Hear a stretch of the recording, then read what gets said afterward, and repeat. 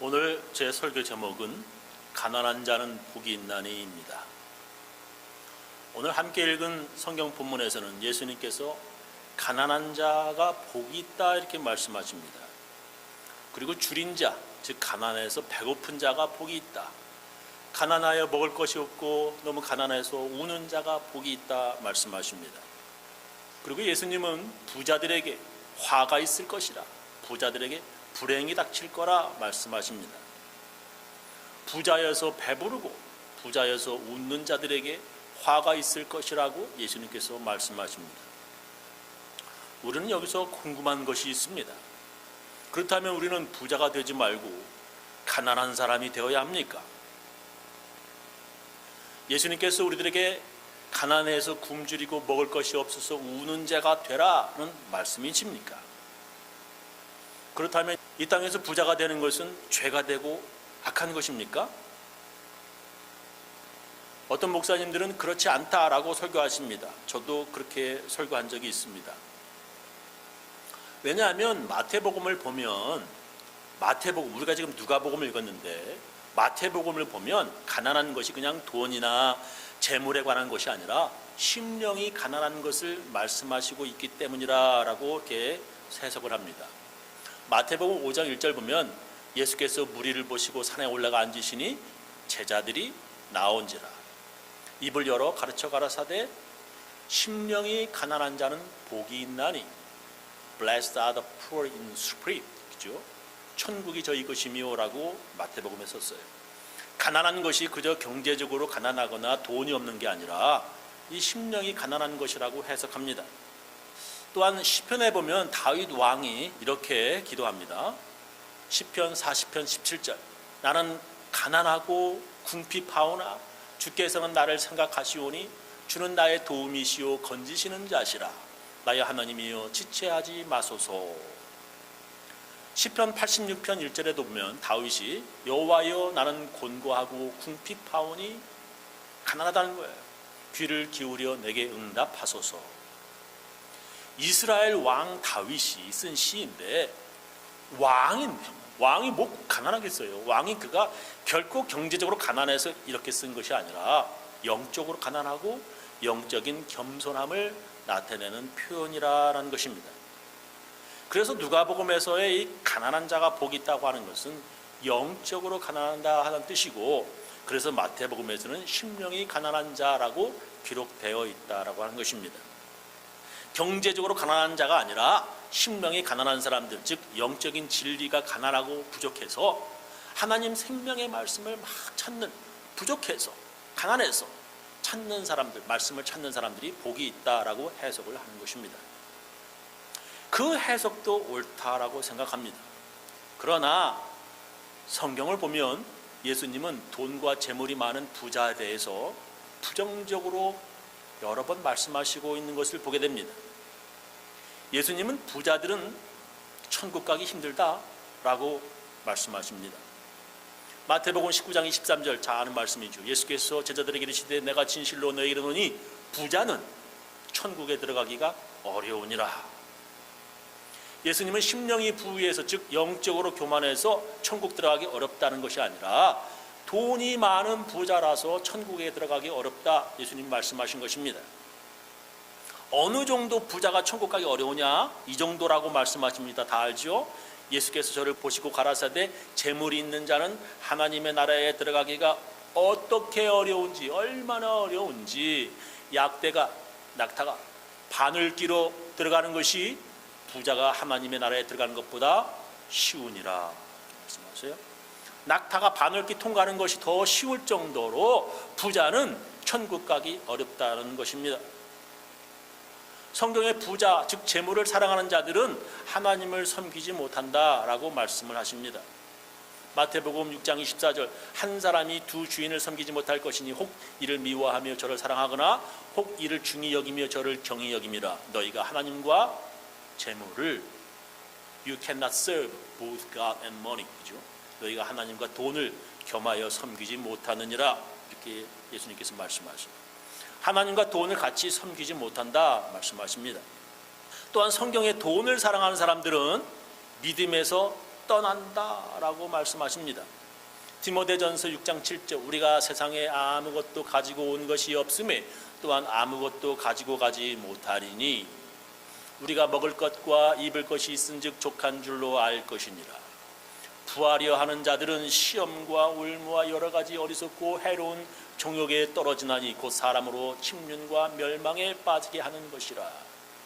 돈을 사랑함이 일만하게 뿌리가 되나니 이것을 사모하는 자들이 미혹을 받아 믿음에서 떠나 많은 근심으로써 자기를 찔렀도다. 그래서 부자 되려고 하는 생각, 부하려 하는 자들은 시험과 올무와 여러 가지 해로운 정욕에 떨어진다고 하는 것입니다. 그런 돈을 사랑하는 사람들은 신앙생활에서 떠나기도 한다라고 하는 것입니다. 이렇게 예수님도 부자에 대해서 부정적인 생각을 가지고 계시고 성경의 여러 곳에서도 부자들을 좋게 보시지 않습니다. 그렇다면 예수님 말씀대로 부자는 천국에 들어가지 못하는 겁니까? 예수님의 말씀대로 차라리 가난하고 배고픈 자가 복이 있는 것입니까?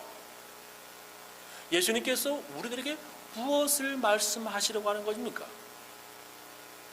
우리는 성경을 잘 해석해야 합니다. 첫 번째, 저는 가난한 자들을 멸시하지 마라라고 그렇게 해석을 하고 싶습니다.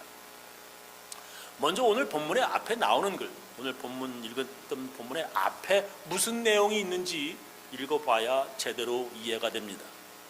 누가복음 6장 12절 우리가 지난주에 배웠던 겁니다. 이때 예수께서 기도하시러 산으로 가사 밤이 맞도록 하나님께 기도하시고 밝음에 그 제자들을 부르사 그 중에서 12를 택하여 사도라 칭하셨으니 우리가 지난주에 배운 거죠. 곧 베드로라고도 이름 주신 시몬과 및 그의 형제 안드레와 및 야고보와 요한과 빌립과 바돌로메와 마테와 도마와 및 알페오의 아들 야고보와 및 셀롯이라는 시몬과 및 야고보의 아들 유다와 및 예수를 파는 자 될 가롯 유다라. 예수께서 저희와 함께 내려오사 평지에 서시니 그 제자의 허다한 무리와 또 예수의 말씀도 듣고 병고침을 얻으려고 유대 사방과 예루살렘과 및 두로와 시돈의 해안으로부터 온 많은 백성도 있더라. 더러운 귀신에게 고난받는 자들도 고침을 얻은지라. 온 무리가 예수를 만지려고 힘쓰니 이는 능력이 예수께로 나서 모든 사람을 낫게 함이러라. 그 다음에 바로 예수께서 눈을 들어 제자들을 보시고 가라사대 가난한 자는 복이 있나니 하나님의 나라가 너희 것이미요 이렇게 말씀하시고 있어요. 지난주에 다 배웠습니다. 많은 예수님을 따르는 제자들 중에서도 70명 중에서도 12명을 사도로 부르셨고 많은 사람들이 예수님께 고침을 받아 소문이 퍼져서 예수님을 따르는 허다한 무리가 있다라고 하는 것입니다. 바로 그들에게 예수님께서 말씀하시고 있는 것입니다. 특별히 예수님을 따르는 제자들, 특히 12명의 사도들에게 예수님께서 가난한 자가 복이 있나니 하나님의 나라가 그들의 것이라 이렇게 말씀하시는 것입니다. 이게 교회가 유지되려면 돈이 필요합니다. 어떤 교회는 교회 유지비가 많이 들어서 다른 교회에 세를 들기도 합니다. 즉 교회를 위해서 전기세, 물세, 쓰레기세, 세들금 내야 되고요. 미국에서는 여름에 풀 깎아야 됩니다. 또 풀 깎는 마우어 고장나면 마우어 고쳐야 되고요. 우리 교회 같은 경우 비바람에 부러진 나무 넘어지면 그거 치워야 됩니다. 교회 건물 비 새는 것 수리해야 하고요. 가스 부족하면 가스 채워 넣어야 되고요. 히터, 에어컨 고장나면 고쳐야 하고요. 지금 우리가 지금 여기서 이렇게 시원하게 예배드리지만 이거 한번 에어컨 고장나서 한번 예배 한번 드린 적이 저 한번 있었는데 너무너무 힘들어요. 막 땀에 앉아서 벌벌 막 땀이 많이 흐릅니다. 그런 교회 관리와 유지하는 것이 힘들고 그래서 미국 교회 빌려서 예배 드리는 것을 좋아하는 한국 교회도 있습니다. 교회 건물 관리나 유지에 신경 쓰지 않아도 되고 그죠? 다 미국 사람들이 해주니까 한 달에 그냥 얼마 월세만 딱 내면 편하게 아주 편하게 사용할 수 있는 것입니다. 우리 교회는 7.5에이커 되는 넓은 땅, 이거 넓어요. 교회 건물, 친교실, 목사관까지 있어서 이게 아주 관리하기가 아주 힘듭니다. 그래서 저도 가끔은 그렇게 미국 교회 빌리는 것이 더 편하고 나을지도 모르겠다라고 생각이 들기도 합니다. 그런데 다른 교회 다니시다가 우리 교회 오신 분의 말을 제가 들어보니까 와, 이거 미국 교회에 빌려 쓰는 것도 쉽지 않구나 하는 것을 알게 되었습니다. 요즘도 그렇구나라고 하는 것을 제가 느껴요. 미국 교회 예배 끝나고 이제 한국 사람들이 12시나 12시 반에 미국 사람들 가면 예배 모여서 예배 드리는데, 미국 교인들이 한국 사람들에게 I hate those people. 저 사람들 미워 죽겠다는 거야. 예? 그렇게 얘기하는 것을 어떤 분이 들었다라고 저한테 말씀을 하시더라고요. 교회 건물 빌려서 월세 꼬박꼬박 잘 내는데 왜 같은 예수 믿는 크리스찬들이 한국 사람들에게 그런 말을 하는지, 그 교회 목사가 아닌데도 저는 기분이 안 좋았습니다.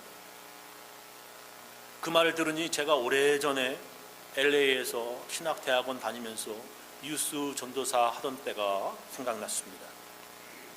그 교회도 미국 교회를 빌려서 사용했는데, 그 미국 교회 집사님들이 우리를 찾아와서 교회 더럽힌다고, 월세 계획 해지하겠다고 막 나가라고 막 여러 번 경고하고 우리 한인 교회들을 위협했습니다. 그 미국 교회 집사가 말하기를, 한인들을 사용하고 나면 교회 부엌에서 자기가 지금까지 살아오면서 한 번도 맡아보지 못한 이상하고 역겨운 냄새가 난다는 것입니다. 한국 사람 지나고 나면 부엌에 가면 막 도저히 이상한 냄새, 역겨운 냄새가 난다는 거예요. 자기 한 번도 맡아보지 못했다는 거예요.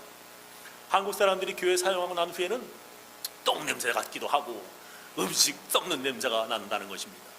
아마 그거는 우리가 잘 먹는 된장찌개 냄새나 생선 구운 냄새, 아니면 김치찌개 냄새, 김치 냄새 합쳐져 나는 그런 냄새일 것입니다. 또한 주일학교 아이들이 교회 벽에다 낙서했다고, 화장실 더럽게 사용했다고, 쓰레기 안 버렸다고, 여러 차례 경고와 월세 계약 해지 위협에 한인들이 아주 시달려야 했습니다.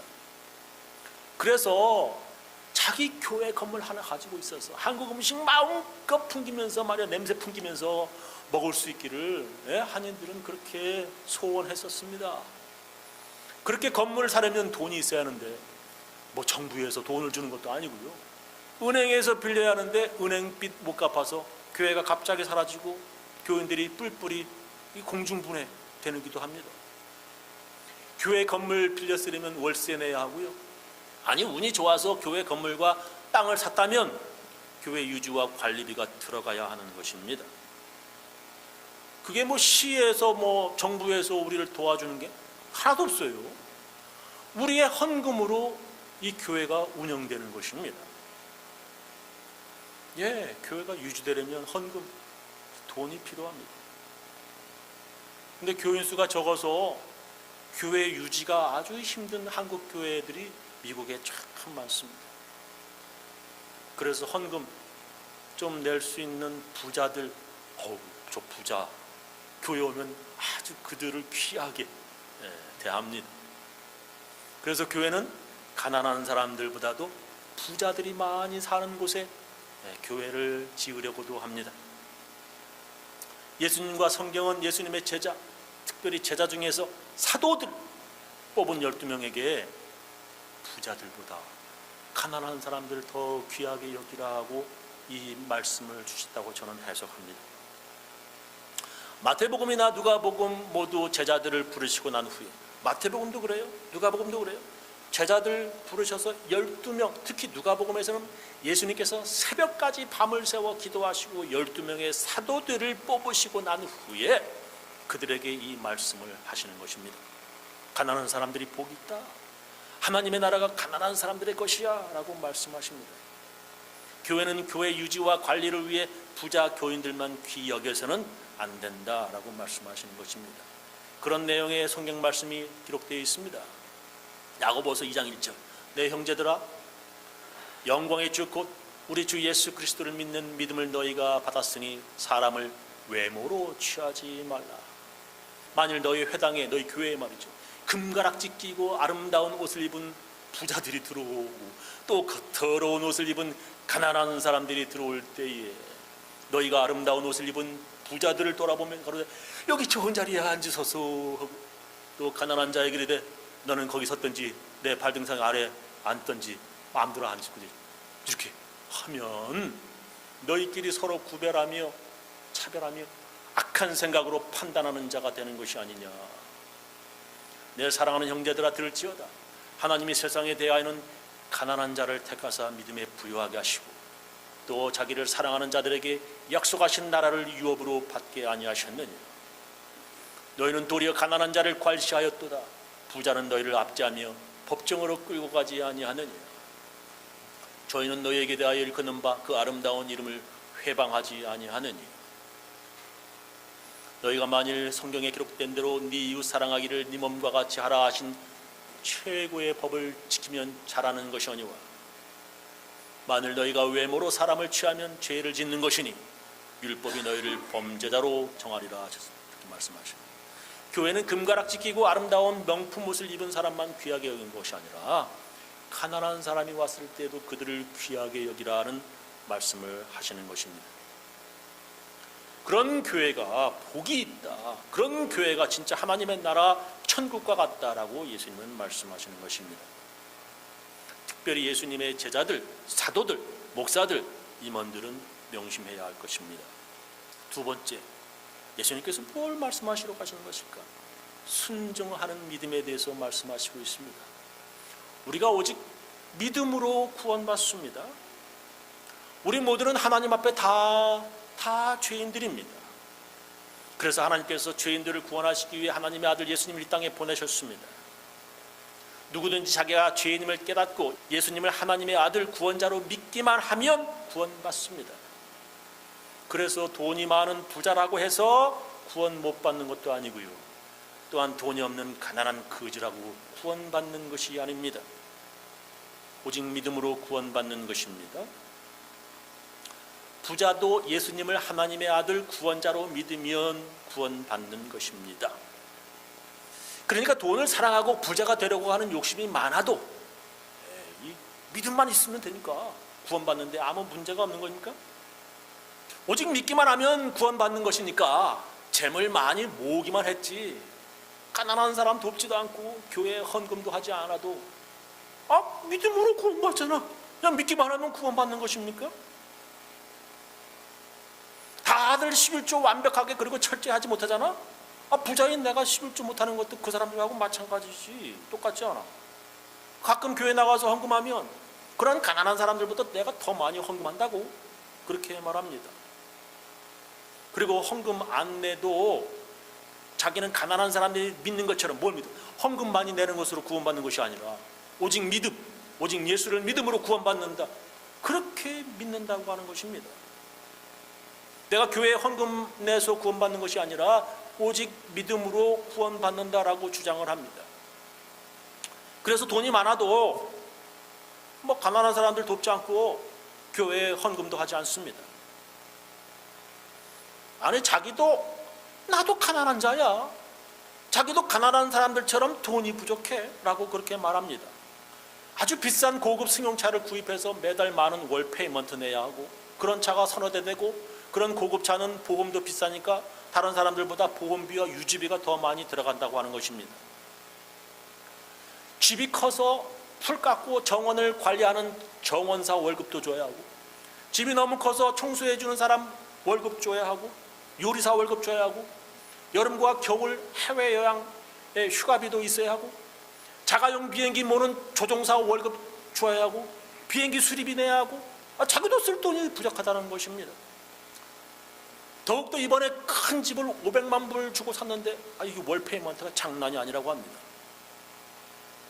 그래서 자기는 돈이 많은 것처럼 보이지만 쓸 것이 많아서 자기도 가난하다라고 말합니다. 예수님께서 자기처럼 부자지만 돈이 없는 자는 복이 있다라고 말씀하셨다고 하는 것입니다. 그래서 돈이 많아도 교회에 헌금할 돈이 없다고 말합니다. 애들도 이거 쓸 돈이 얼마나 많은지 몰라. 헌금할 돈은 없어요. 돈은 많지만 헌금할 돈은 없습니다. 그래도 가끔 헌금하는데 다 합쳐보면 가난한 사람들보다 내 헌금이 더 많아 라고 그렇게 말합니다. 저는 이런 사람들 보면 예수님이 왜 부자가 천국 가기 어렵다라고 하셨는지 저는 이해가 됩니다. 돈의 가치는 같은 20불이라도요, 가난한 사람들의 20불하고요, 부자들의 20불의 가치는 다릅니다. 달라요. 같은 100불이라도요, 억만장자의 100불하고 홈레스 같은 가난한 사람의 뱃불은 어마어마한 차이가 있습니다. 똑같은 뱃불이라 할지라도. 그래서 예수님은 부자들이 넣는 헌금보다도 가난한 과부의 동전 헌금을 더 많이 넣으셨다라고 말씀하시는 것입니다.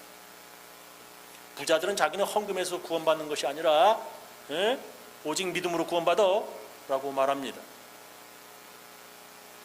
정말입니까? 오직 믿음으로만 구원받는 것입니까? 그렇다면 믿음을 가진 부자들이 천국 가는 것은 낙타가요, 개선문 통과하는 것보다 더 쉬울 겁니다. 이거 뻥 뚫린 거예요. 이거는 그렇지 않습니까? 너무너무 쉽게 되는 거예요. 그저 믿는다고 하면 행실이 어찌 되었든 간에 다 구원받는 것입니다. 그러나 믿음은 그냥 믿는다고 입으로만 떠든다고 고백만 하면 다 믿음이 되는 것이 아닙니다. 예수님께서 그렇게 말씀하셨지요. 나더러 주여 주여 하는 자마다 천국에 다 들어갈 것이 아니요 다만 하늘에 계신 내 아버지의 뜻대로 행하는 자라 들어가리라. 예수님께서 그렇게 말씀하셨습니다. 예수님을 주님, 하나님의 아들, 구원자로 입으로 고백만 했다고 천국에 다 들어갈 것이 아니라고 하는 것입니다. 하나님의 뜻대로 행하는 자라야 들어간다는 것입니다. 믿음은 말만 하는 것이 아니라 하나님의 뜻대로 행하는 것이 믿음입니다. 예수님께서 이렇게 말씀하셨습니다. 마태복음 6장 19절, 너희를 위하여 보물을 땅에 쌓아두지 말라. 거기는 좀과 동록이 해하며 도적이 구멍을 뚫고 도적질을 하느니라. 오직 너희를 위하여 보물을 하늘에 쌓아두라. 거기는 좀이나 동록이 해하지 못하며 도적이 구멍을 뚫지도 못하고 도적질도 못하느니라. 네 보물 있는 그곳에는 네 마음도 있느니라. 그 사람의 돈이 있는 곳에 마음이 있는 것입니다. 마음은 다른 곳에 가 있으면서 입으로 떠든다고 다 믿음이 아닙니다. 그런 믿음을 가진 부자들에게 성경은 이렇게 말씀하십니다. 야고보서 5장 1절 이하, 들으라 부한 자들아, 너에게 임할 고생을 인하여 울고 통곡하라. 너의 재물은 썩었고 너의 옷은 좀 먹었으며 너의 금과 은은 녹이 슬었으니 이 녹이 너에게 증거가 되며 불같이 너의 살을 먹으리라. 너희가 말세에 재물을 쌓았도다. 보라, 너의 밭에 추수한 품꾼에게 주지 아니한 품삯이 소리 지르며, 일했는데 품삯을 주지 않는 거예요. 그 품삯이 소리 지르며 추수한 자의 우는 소리가 만군의 주의 귀에 들렸느니라. 너희가 땅에서 사치하고 연락하여 도살의 날에 너의 마음을 살찌게 하였도다.